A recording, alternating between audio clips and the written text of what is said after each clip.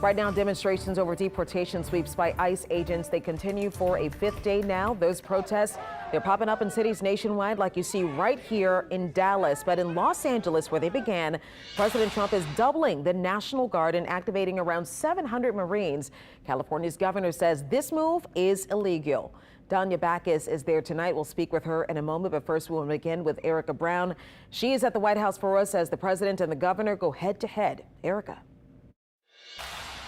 Sharice, tensions between President Trump and California Governor Newsom is escalating as those hundreds of more troops have been deployed to Los Angeles to quell protests and also to assist federal agents. But this all comes at the objection of state officials who say the deployment is government overreach and will only fan the flames.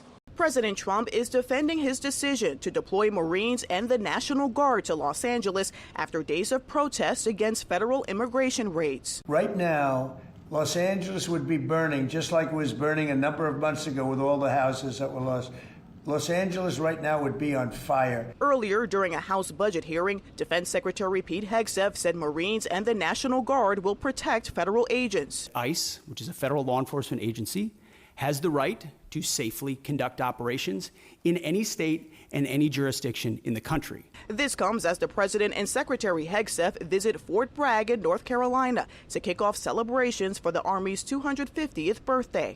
We will not allow federal agents to be attacked, and we will not allow an American city to be invaded and conquered by a foreign enemy. President Trump and California Governor Gavin Newsom have been going head-to-head over the federal response to the protests in his state.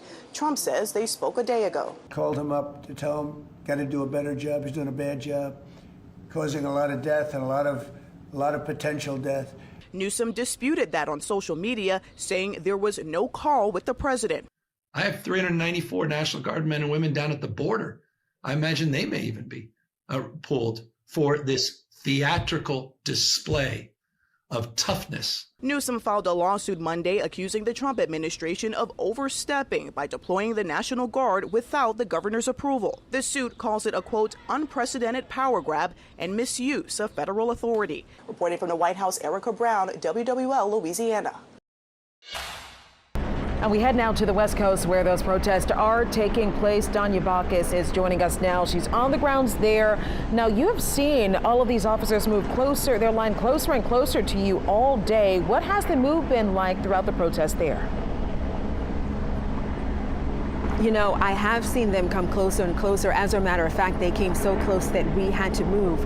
They gave us 5 minutes to leave the area that we were in. And as you see behind me right now, that is a couple hundred protesters who are standing in front of a police barricade now, and they've also been given orders to move. The mood here that today has been relatively peaceful. Earlier in the day, we heard people singing and even chanting very calmly, but now as officers are telling people to move, we did just hear some loud bangs in the background. Not sure what that was. We did hear flash bangs a little earlier today that kind of helped the crowd to move from the area after they've been told to disperse. And we do know that these protesters are here for two things: immigration raids and the fact that there's a military presence in Los Angeles.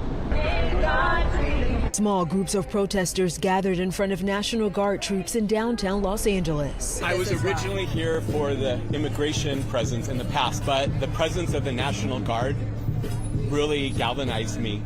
And then I'm back here today because of sending the Marines in. On Monday, President Trump doubled the number of National Guard troops deployed to LA to 4,000. 700 Marines have also arrived. The unrest that has happened are a few blocks within the downtown area. It is not all of downtown, and it is not all of the city. LA Mayor Karen Bass insists the uninvited military presence is unnecessary and accuses the president of escalating tensions. I feel like we've all been in Los Angeles a part of a grand experiment to see what happens when the federal government decides they want to roll up on a state or roll up on a city and take over. When it comes to cost of what it cost for the Marines and the National Guard to be here, we've been told it's $134 million.